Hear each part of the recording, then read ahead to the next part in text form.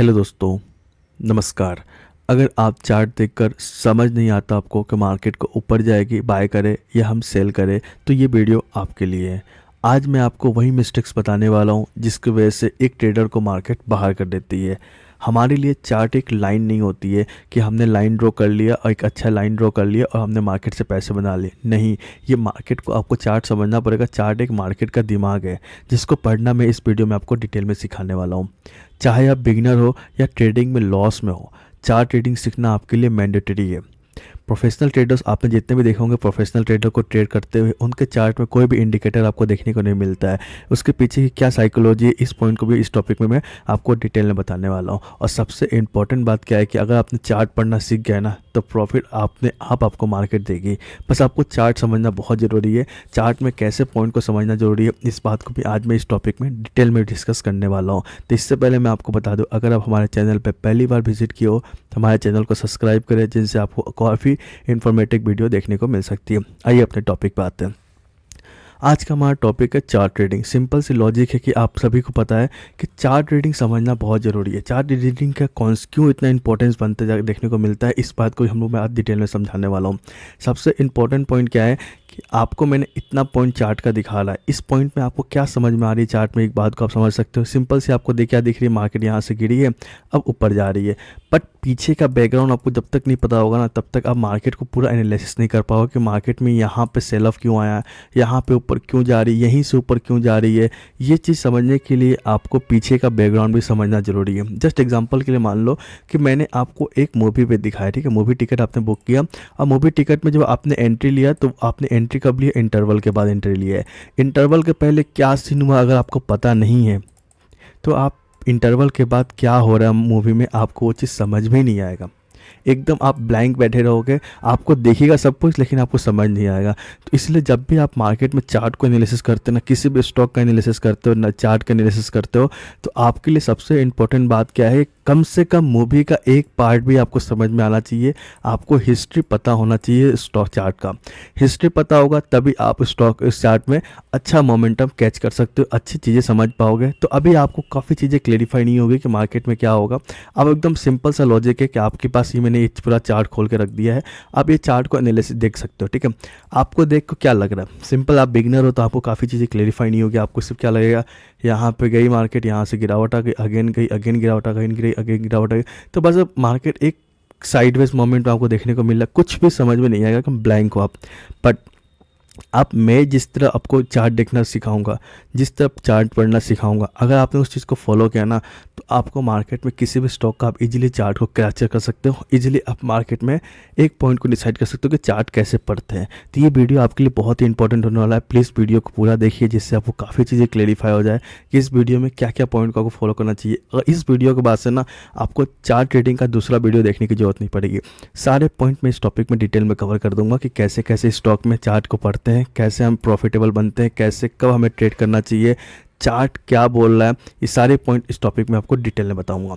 सबसे पहला पॉइंट, हम इस बात को समझते हैं कि आप सभी को पता है मार्केट में दो प्लेयर होते हैं, एक बाय कर रहा है किसी साइड तो एक सेल कर रहा है। ठीक है, तो आप समझ लो कि एक मूवी के पॉइंट ऑफ व्यू से आप एक बात को समझ सकते हो कि मार्केट में एक हीरो है और एक विलन है। ठीक है, तो आपको ये बात जानना जरूरी है कि हीरो क्या कर रहा है और विलन क्या कर रहा है। क्योंकि एक पॉइंट है देखो कि मूवी में जैसे आप एक बात को नोटिस करते होगे, हमेशा ना हीरो जीतता है ना विलन जीतता है, कोई एक जीतता है कोई एक हारता है। तो ये सेम गेम है कि यहाँ बायर और सेलर है। ठीक है, तो आप इस बात को मान सकते हो, हमारे लिए एक बायर है अब सेलर है।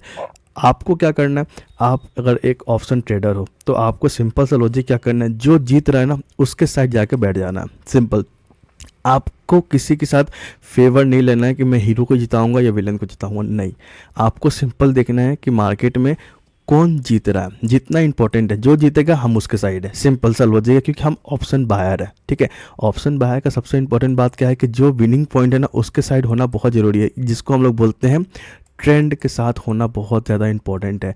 अगर आप ट्रेंड के साथ रहोगे तो ही आप मार्केट से अच्छा प्रॉफिट जनरेट कर सकते हो। ठीक है, ट्रेंड का मतलब ही सिंपल होता है कि विनर कौन है, बायर या सेलर।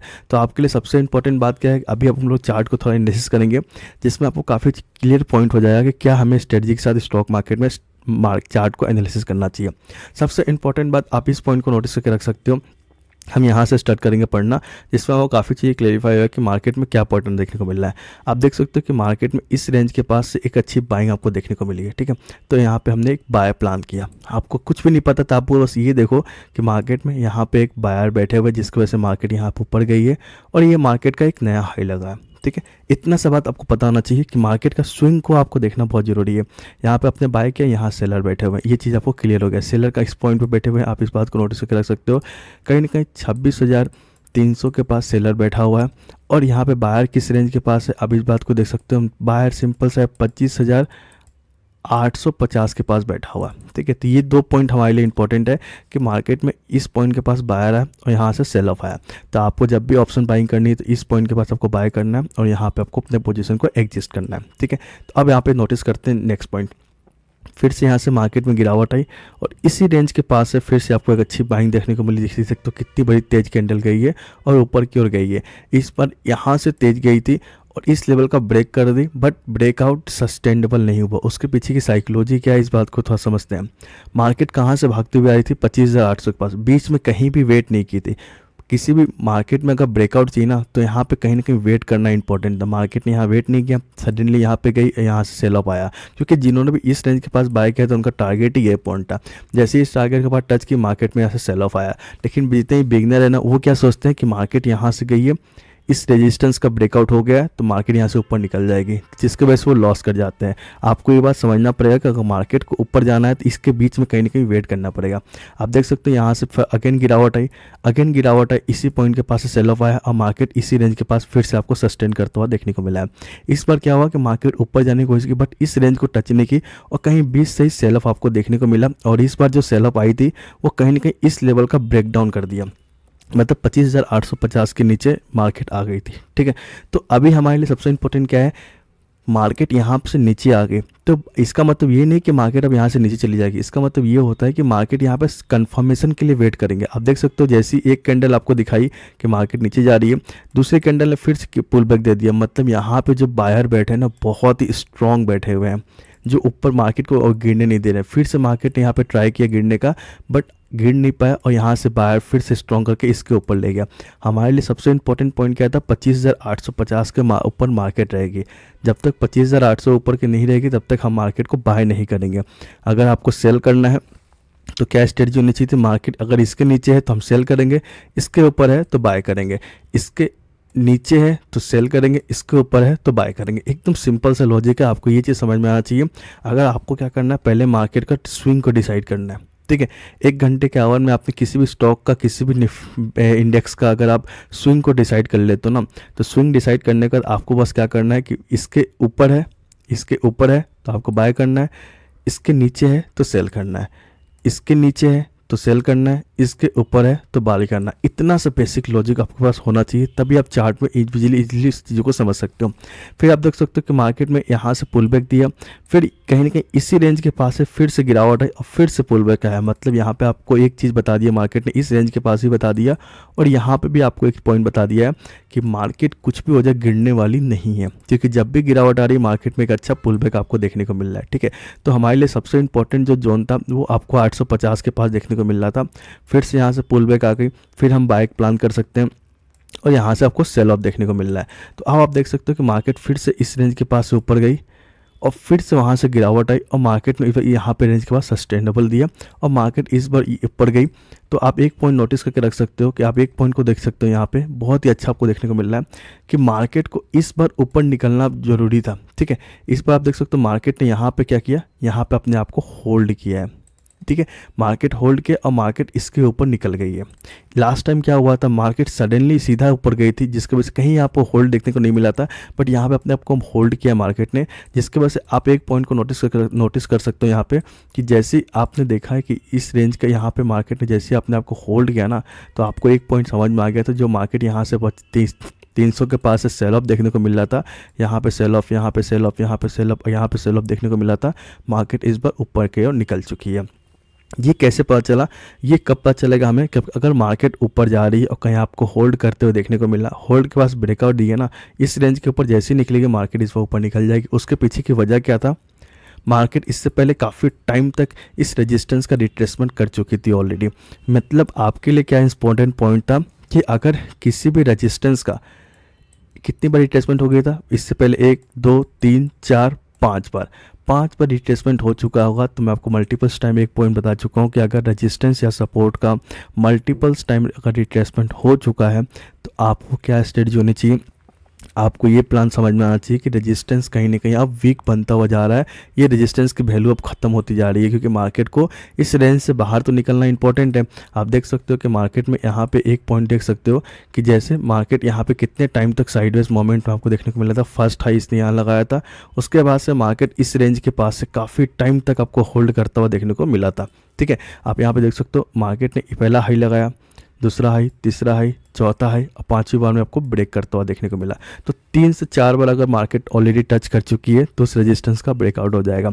तो अब आपको चीज़ें समझ में क्लियर पॉइंट आ रहा होगा कि मार्केट आपको क्या बताना चाह रही थी, मार्केट आपको क्या दिखाना चाह रही थी। आप एक बात नोटिस करके रखते हो, अभी आप यहाँ से पैटर्न को फॉलो कर रहे हो, अगर आप यहाँ से स्टडी करोगे तो आपको और भी चीज़ें समझ में आएगी कि मार्केट का ये जो पॉइंट आपको देखने को मिल रहा था ये सबसे बेस्ट पॉइंट था, क्योंकि सबसे बड़ी जो कैंडल थी वो यहाँ बनते हुए आपको देखने को मिली थी।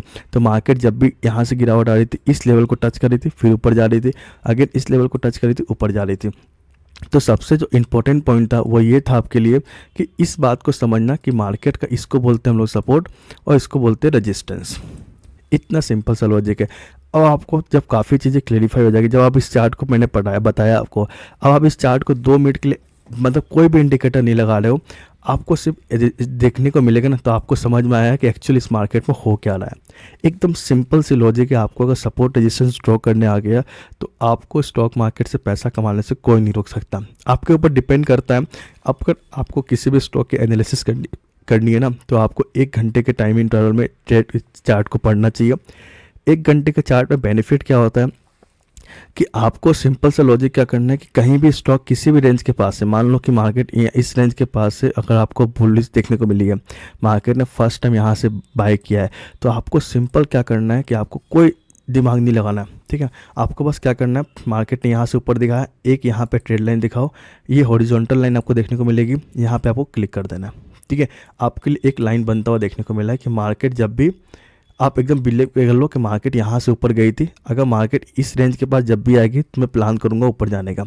सेकेंड पॉइंट क्या है कि मार्केट गिरी कहाँ से, आप देख सकते हो कि मार्केट यहाँ से ऊपर का, यहाँ से एक सेल ऑफ देखने को मिला था। ठीक है, एक छोटा सा सेल ऑफ था क्योंकि मार्केट इससे पहले भी इसी रेंज के पास गिरी थी, तो छोटा सा सेल ऑफ था। फिर मार्केट यहाँ से कमबैक की और एक नया स्विंग इंपॉर्टेंट है। स्विंग हमेशा एक बड़ा स्विंग होना चाहिए। टाइम इंटरवल आपका 1 घंटे का है ना, तो आपका स्विंग भी थोड़ा बड़ा होना चाहिए कि जैसे आप इस स्विंग को इतना इंपॉर्टेंस नहीं दोगे, क्योंकि सबसे ज़्यादा बड़ा जो स्विंग है ये है, मार्केट ने यहाँ से सेल ऑफ दिखा और यहाँ से गिरावट आई, तो हमारे लिए सबसे जो इम्पोर्टेंट पॉइंट है वो ये स्विंग देखने को मिल रहा है। तो आपको सिंपल क्या प्लान करना है कि आपको एक ट्रेड लाइन लेने हैं और ट्रेड लाइन को यहाँ पे इन्वेस्ट कर देना है, सिंपल। अब आपको चार्ट में सिंपल क्या स्ट्रेटजी बतानी है, एक लॉजिक है, यहाँ पे आपको बाय करना है, यहाँ आपको सेल करना है, क्योंकि आपको ये पता चल गया कि मार्केट का सब डिमांड एंड सप्लाई का है। यहाँ पे डिमांड किस चीज़ का है, बाय करने का, यहाँ पे सप्लाई किस चीज़ का है, सेल करने का। सिंपल सा लॉजिक है और आपको ये चीज़ को पता होना चाहिए, जब भी मार्केट इसको टच करेगी हम सेल करेंगे, इसको टच करेगी तो बाय करेंगे। आप मल्टीपल्स टाइम भी बाय करते रहोगे, देखो आपको प्रॉफिट हमेशा बनता देखने को मिलेगा। आपको सिंपल सा लॉजिक क्या करना है कि आपने 1 घंटे के टाइम इंटरवल पे आप इसको क्या करो कि आप सिंपल इसको 15 मिनट के इंटरवल में ले आओ। 15 मिनट के इंटरवल में ले आकर आप जब भी इस चीज़ को समझोगे ना, जब भी इस चार्ट को समझोगे, समझने की कोशिश करोगे, तो आपको सिंपल से समझ में आएगी। 15 मिनट में आपको काफ़ी क्लियरिटी दिखेगी कि मार्केट यहाँ से क्यों गिर रहा है, मार्केट यहाँ से क्यों ऊपर जा रहा है, आपको ये चीज़ समझ में आएगा। बस इतना ही चीज़ को समझना है और मार्केट सब बिंदास पैसा। बीच में क्या हो रहा है ना, बीच में क्या हो रहा है आपको उससे कोई मतलब नहीं होना चाहिए। आपको सिर्फ मतलब होना चाहिए टॉप एंड बॉटम से। ये आपका मार्केट का टॉप एंड बॉटम देखने को मिल रहा है कि मार्केट यहाँ पे क्या क्या पॉइंट को फॉलो कर रही है और क्या क्या स्ट्रेटजी होनी चाहिए। एक और एग्जांपल लेते हैं स्टॉक का, जिसमें आपको काफ़ी चीज़ क्लियरिफाई हो जाएगी कि क्या स्ट्रेटजी होनी चाहिए। आप खुद डिसाइड कर सकते हो, आप खुद बता सकते हो कि मार्केट में अभी हमें क्या क्या पॉइंट को फॉलो करना चाहिए। सिंपल सा लॉजिक है। आप एक स्टॉक की बात करते हैं, ठीक है, जिसमें आपको और भी चीज़ें क्लेरिफाई होगी, आपको समझ में आया कि मार्केट में क्या एक्चुअल क्या हो रहा है। आप देख सकते हो कि यहाँ इस पॉइंट के पास देखोगे आप कि मार्केट में इस रेंज के पास एक सेल ऑफ आया था। ठीक है, आप यहाँ देख सकते हो यहाँ पे मार्केट का सेल ऑफ आया था और ये हमारे लिए सबसे इंपॉर्टेंट पॉइंट बनता हुआ देखने को मिला 330 का। और यहाँ से सेल ऑफ आई थी, मार्केट गिरा हुआ था, फर्स्ट लो आपने यहाँ लगाया था। तो हमारे लिए सबसे इंपॉर्टेंट जो जोन है ये जोन है 318 का। तो हमारे लिए सबसे इंपॉर्टेंट पॉइंट क्या है कि मार्केट जब भी 318 के रेंज में आएगी तो हम बाय करेंगे और 330 के पास हम पहला सेल करेंगे, ठीक है।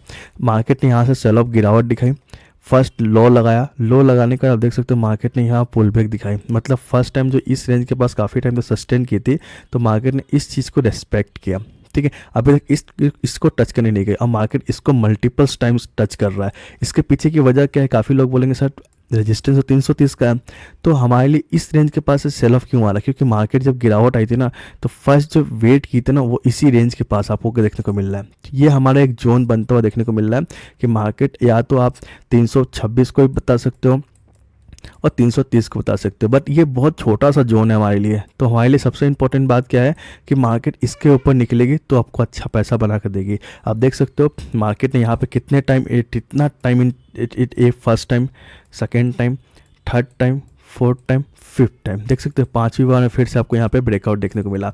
तो जिसको ये बात पता है कि मार्केट इस रेंज के पास से बाइंग हो रही, उन्होंने यहाँ बाय किया। जिसको पता थी कि मार्केट इसका लेवल का ब्रेकआउट होगा तो उसने यहाँ बाय किया। जिसको पता है कि मार्केट इस रेंज को ब्रेक करेगी तो उसने यहाँ बाय किया। आप सिंपल देख सकते हो तीन तरह के आपको ट्रेडर देखने को मिल रहे हैं, जिसकी वजह से आप देख सकते हो मार्केट में यहाँ पे एक रॉकेट बनता हुआ देखने को मिला। फर्स्ट बायर आपको यहाँ मिला, सेकेंड यहाँ मिला, तीसरा यहाँ मिला, जिसकी वजह से मार्केट यहाँ से एक बड़ा तेज़ी आपको देखने को मिली। सबसे बड़ा गेम है बाय एंड सप्लाई का। आपको ये बात समझना पड़ेगा कहाँ पे आपको बायर बैठने को देखने को मिल रहा है और कहाँ आपको सेलर देखने को मिल रहा है। ये बात को समझ गए ना, तो स्टॉक मार्केट से बहुत अच्छा पैसा कमा सकते हो। पहले आपको पता था कि मार्केट यहाँ पे लोड बनाई है तो पहला बायर यहाँ बैठेंगे, ठीक है। फिर कुछ वायर है जो वेट कर रहे हैं इस रेंज का ब्रेकआउट होने का, क्योंकि यहाँ मल्टीपल्स टाइम रिटेस्टमेंट हो चुकी थी। तो कहीं ना कहीं ये जो रेजिस्टेंस था ये अब वीक बनता हुआ देखने को मिल रहा था। तो यहाँ पे काफ़ी यहाँ पे वेट कर रहे थे कि इस लेवल का ब्रेकआउट जैसे ही होगा हम एंट्री करेंगे। यहाँ पे जैसी एंट्री हुआ, पहले यहाँ बायर बैठे थे, सेकंड यहाँ बायर, मतलब यहाँ पे जितने सेलर थे उसको हटा दिया मार्केट ने। जैसी सेलर हटे बायर और स्ट्रॉन्ग हो गए। तो यहाँ आप देख सकते हो कितनी बड़ी कैंडल आपको बनते हुए देखने को मिली है बायर में।